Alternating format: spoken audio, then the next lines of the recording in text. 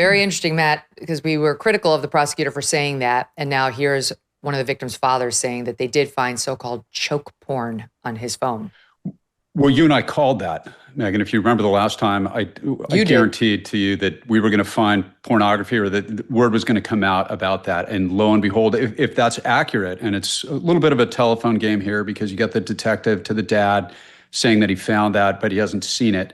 But of course he did. And that aligns with every case like this that Mark and I have ever done. Certainly, there's almost always porn on the computers. So, and yeah, the prosecutor, I've got a lot of problems. I got a problem with his media tour right now, where he's talking about how, what was the quote? Sorry, I got notes here. We did our job to do it in a way, to really give some immediate finality. We're pleased and relieved that the community and the victims' families aren't going to have to live through this. You know, that's pretty tone deaf. The families never get over this.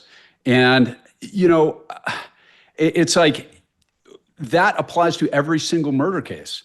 So it's like, what is do we just give everybody a deal now so you don't put the family through the case? And by the way, having watched Olivia Gonzalez, that woman, when she ripped into Kohberger, I guarantee was not afraid of the process or facing Kohberger in the penalty phase.